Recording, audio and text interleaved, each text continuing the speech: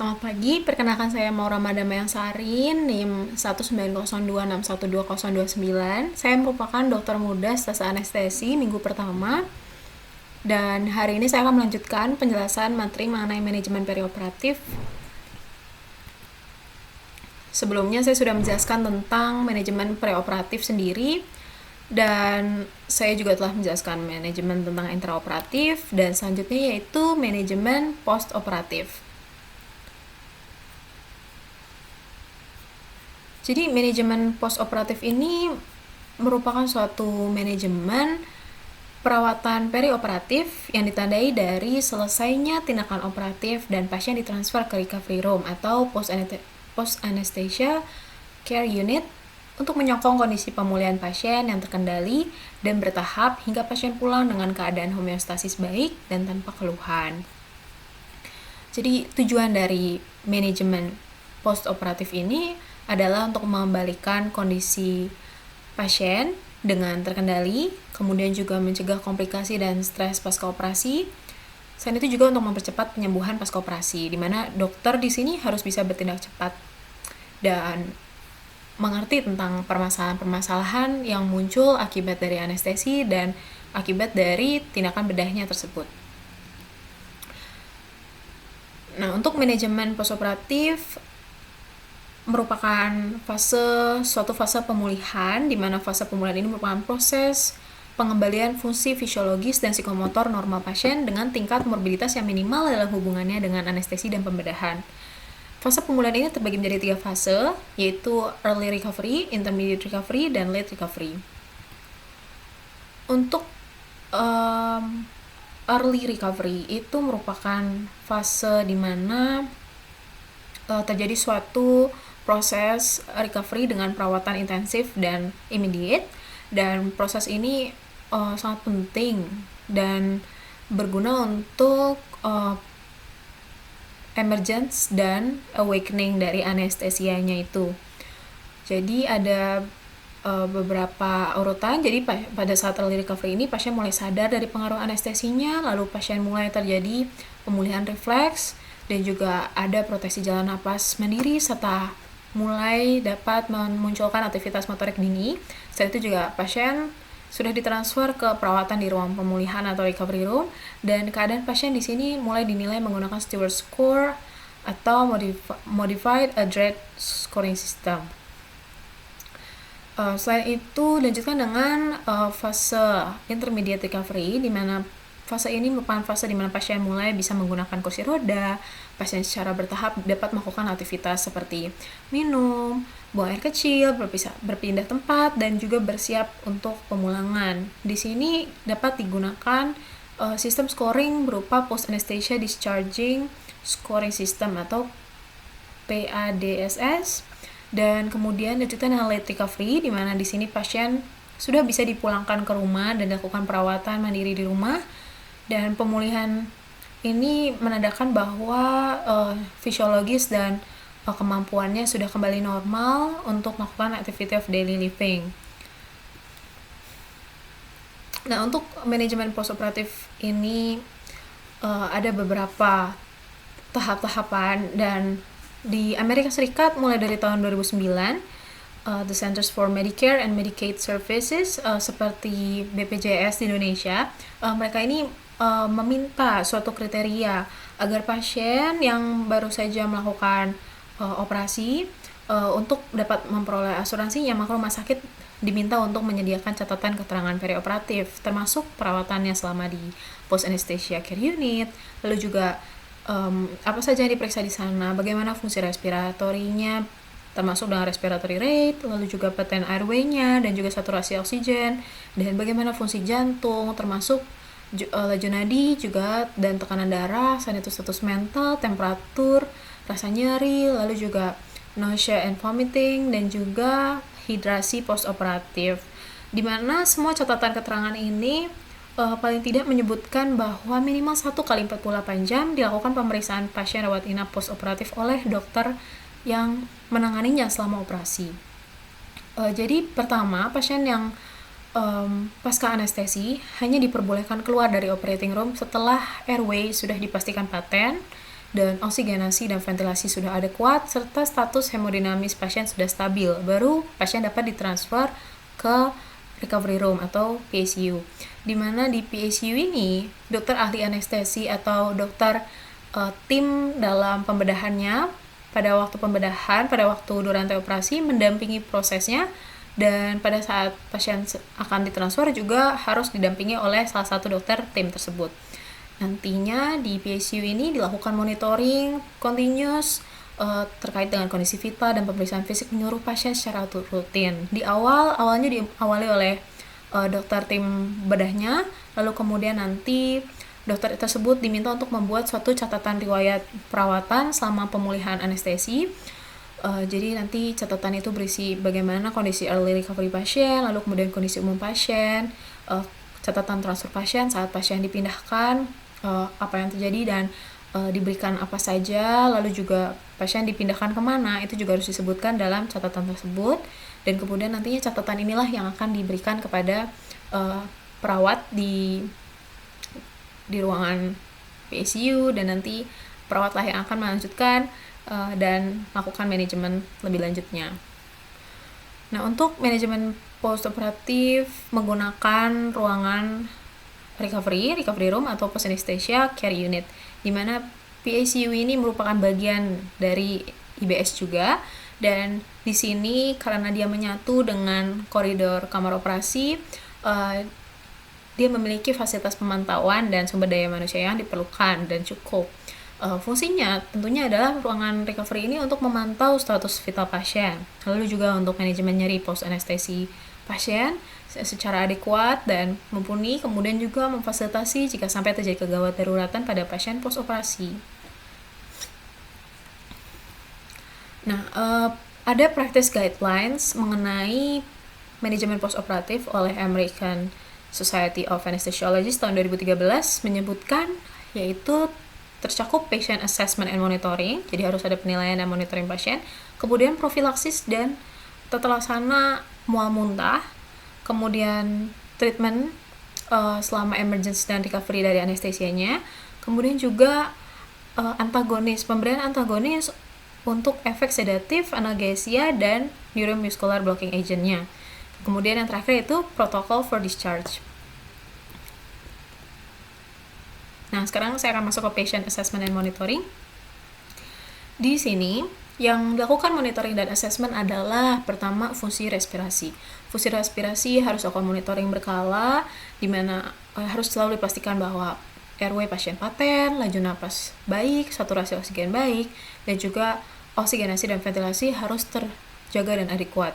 Kemudian fungsi kardiovaskular juga sama harus dimonitor dengan rutin, terutama pada laju nadi dan tekanan darahnya, serta monitor EKG harus tetap tersedia jika seandainya terjadi sesuatu di luar dugaan. Kemudian fungsi neuromuskular juga harus selalu dilakukan penilaian fungsinya, di mana pasien dengan riwayat obat neuromuscular blocking agent, apakah sudah kembali pulih, atau pasien dengan kondisi medis terkait disfungsi neuromuskular, maka harus selalu dilakukan monitoring. Juga pada pasien dengan anestesi regional berupa harus dilakukan pemeriksaan neurologis seperti pemeriksaan refleks perianal, refleks anal, sensasi perianal, kemudian juga kemampuan dari pasien melakukan plantar fleksi, lalu juga proprioceptif jari kaki, bergantung pada lokasi myotom dan dermatom dari tempat blocking neuromuscular tersebut. Dan juga tentunya tekanan darah harus selalu diperiksa, dan baiknya adalah normal ketika posisi pasien berdiri dan duduk pun sudah sama, seperti itu. Selanjutnya itu status mental, temperatur, nyeri, dan postoperative nausea and vomiting harus selalu dinilai secara periodik dan ditangani sesuai indikasi. Lalu kemudian untuk cairan juga harus dilakukan penilaian status hidrasi postoperatif pasien dan tindakan tata laksananya sesuai indikasi. Kemudian juga output urine dan bladder karena sudah dipasangkan kateter juga, bergantung apakah pasien sudah bisa melakukan proses mixi sendiri dan bagaimana proses voidingnya, terutama pada pasien-pasien yang berisiko. Kemudian juga drainase dan pendarahan, di mana di sini harus dilakukan penilaian drainase dan jumlah pendarahan perlu diperhitungkan seperti itu. Kemudian lanjut dengan prophylaxis and treatment of nausea and vomiting. Jadi tadi ada post anesthesia nausea and vomiting atau PONV, di mana untuk menangani, untuk mencegah terjadi rasa mau muntah ini yang terus menerus, jadi dapat diberikan agen antiemetik, di mana agen antiemetik ini dapat diberikan satu jenis saja atau multiple jenisnya, itu dapat diberikan juga sesuai dengan indikasi. Contoh pengobatan antiemetik yaitu ondansetron, dan kemudian dilanjutkan dengan treatment during emergence and recovery. Jadi ini adalah treatment selama pelaksanaan pemulihan pasien dari anestesinya. Pertama, untuk administrasi oksigen suplemental. Jadi seperti sebelumnya sudah saya jelaskan bahwa untuk mempercepat pemulihan pasien dari agen anestesianya dapat dilakukan pemberian oksigen suplemen 100%. Di mana umumnya sih diberikannya hanya pada pasien berisiko hipoksemia, dan dalam keadaan sedang transfer pun dapat diberikan maupun saat di recovery room. Selain itu juga normalisasi suhu tubuh pasien. Hal ini merupakan hal yang paling penting dikarenakan pada posisi tubuh pasien yang masih dalam keadaan di bawah anestesi, memang proses sistem termoregulasi tubuh pasien masih berantakan dan masih harus dibantu dengan pemeriksaan monitoring suhu secara rutin.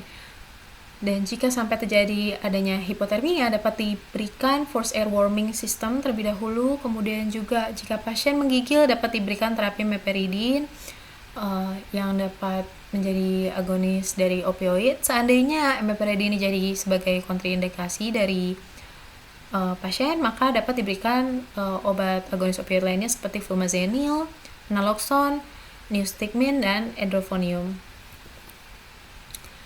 Kemudian dilanjutkan dengan antagonis dari efek sedatif, analgesia, dan neuromuscular blocking agents, di mana antagonis spesifik harus tersedia setiap kali pada pasien diberikan benzodiazepin, opioid, atau neuromuscular blocking agent.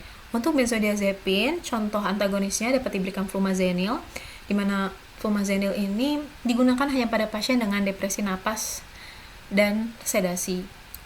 Kemudian dilanjutkan dengan observasi rutin untuk meyakinkan bahwa depresi kardiorespirasi tidak terjadi. Lalu untuk contoh opioid, antagonisnya yaitu naloxone, di mana naloxone ini digunakan hanya pada pasien dengan depresi napas juga dan harus dilanjutkan dengan observasi rutin. Selain itu juga untuk neuromuscular blocking agent harus diberikan penawar sesuai indikasinya.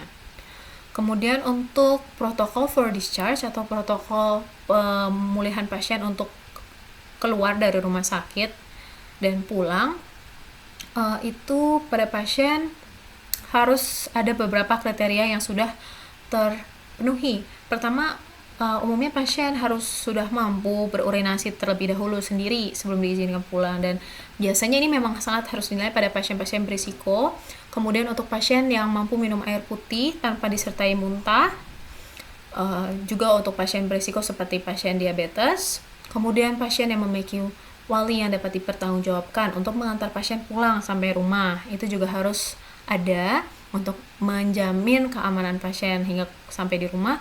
Kemudian pasien juga haruslah diobservasi menyeluruh hingga tidak ada risiko depresi kardiorespirasi dan sistem saraf pusatnya.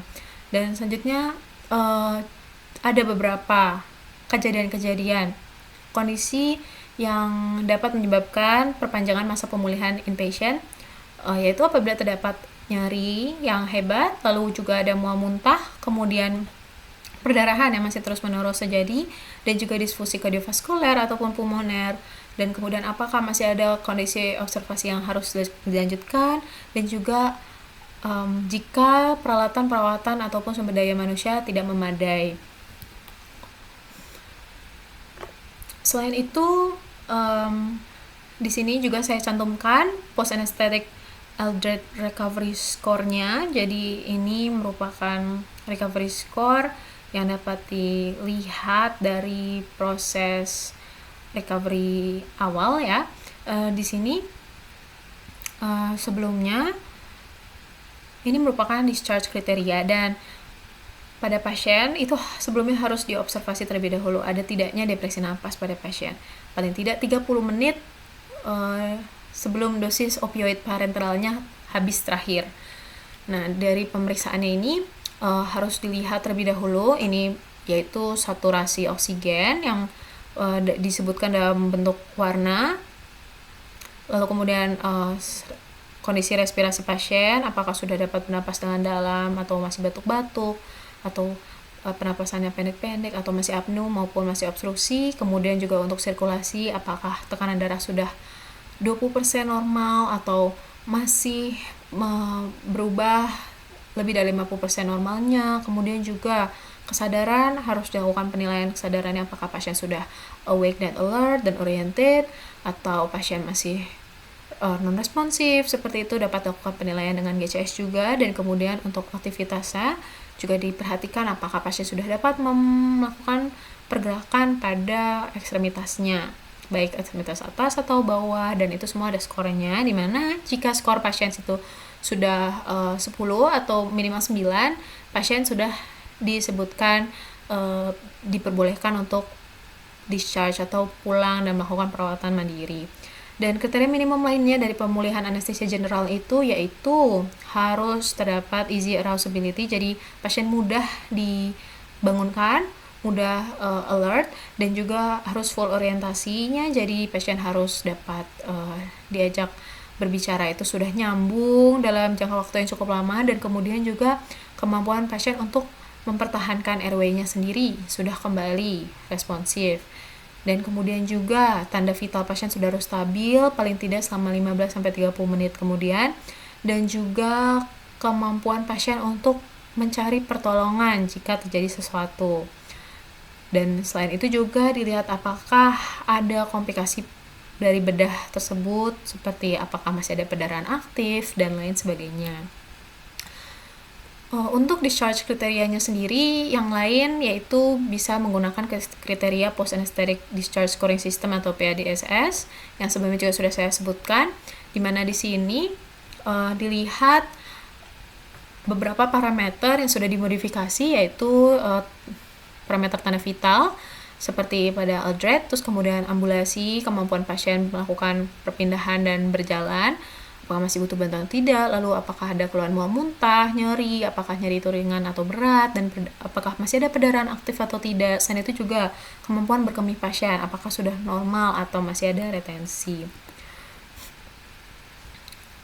Nah, kalau untuk skor tadi juga sama, dilakukan pemeriksaannya. Jadi kalau bisa skornya 9 atau lebih, itu tanda pasien sudah bisa pindah dari PICU. Dan juga syarat lainnya adalah dari skor 9, skor vital sign harus sudah 2, dan tidak boleh ada skor lain yang nilainya masih 0. Selanjutnya untuk KIE sendiri yaitu dalam waktu 24 jam setelah pasien dipulangkan atau discharge, diminta agar pasien itu jangan minum alkohol atau konsumsi obat-obatan selain yang diresepkan oleh dokter, dan juga pasien harus kalau bisa tidak usah berkendara terlebih dahulu, dan pasien menggunakan mesin berbahaya itu jangan dulu, dan juga jangan membuat keputusan penting karena biasanya tingkat kesadaran pasien masih dalam keadaan bingung dan lain sebagainya seperti itu. Ya, jadi sekian penjelasan saya mengenai manajemen postoperatif. Terima kasih banyak.